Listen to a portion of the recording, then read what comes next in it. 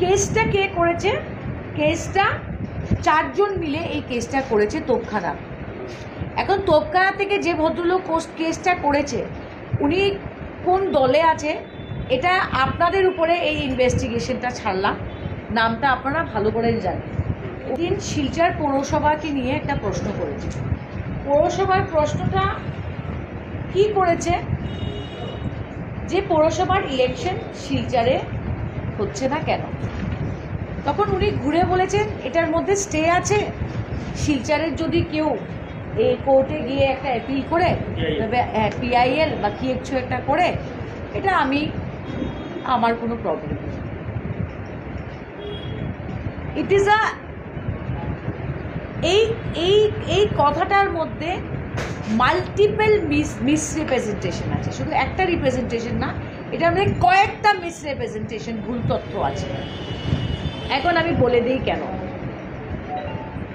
এর আগে mister single এসেছিলেন, আরবান ডেভেলপমেন্ট মিনিস্টার, বলেছিলেন 3 মাসের মধ্যে এটা সর্ট আউট হয়ে যাবে।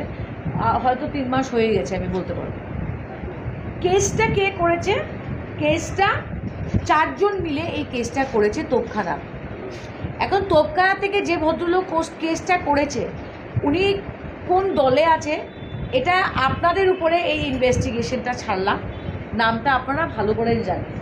উনি রিসেন্টলি কোন দলে জয়েন করেছেন আপনারা সবাই জানেন এমপি ইলেকশনের সময়।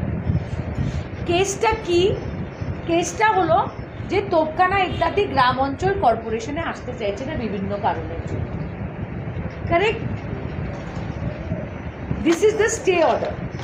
The stay order is dated 29 মে 2023 হলো স্টে অর্ডার। স্টে অর্ডারটায় কি আছে? হাইকোর্ট বলছে যে নোটিফিকেশনের মাধ্যমে কর্পোরেশন ডিক্লেয়ার হলো, which is 28/11/2022, হ্যাঁ, কমিশনার আর সেক্রেটারি আসাম গভর্নমেন্টের একটা নোটিফিকেশনের মাধ্যমে শিলচরকে কর্পোরেশন করলো। এই নোটিফিকেশনটা গভর্নর অফ আসামের কাছে গেছে কি যায়নি,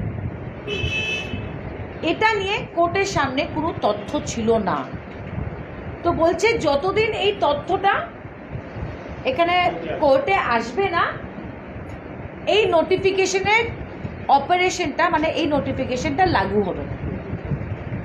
এখন স্টেটা কি? স্টেটা হলো 28/11/2022 নোটিফিকেশনটা লাগু হবে না। নোটিফিকেশনটা কি? যে শিলচর কর্পোরেশন হবে। স্টেটা কিসের উপরে আছে? কর্পোরেশনের উপরে আছে। আমি আসামের মুখ্যমন্ত্রীকে বলছি যে শিলচর বোর্ডের 28টা ওয়ার্ডের ইলেকশন করার কোনো স্টে আছে নাকি? What is stopping the government? What is stopping the government to have a election of the board? আমি কর্পোরেশনের ইলেকশনের কথা বলছি না, আমি বোর্ডের কথা বলছি। যেভাবে ডিব্রুগড়ে বোর্ডের ইলেকশন হচ্ছে, এটা কোন আইনি বাধা আছে? So there is no stay. Silchar বোর্ডের ইলেকশন করাবার জন্যে কোনো কোর্টের কোনো বাধা নেই, নাম্বার 1। হ্যাঁ, নাম্বার 2, যারা এই কেসটা করে কর্পোরেশনটাকে আটকে রেখেছে ওরা কোন দলের? I am requesting the chief minister of Assam যে আপনি কার বুদ্ধিতে চলছেন, কাকে খুশি করে চলতে চাইছেন আমি জানি না। He should have the board election.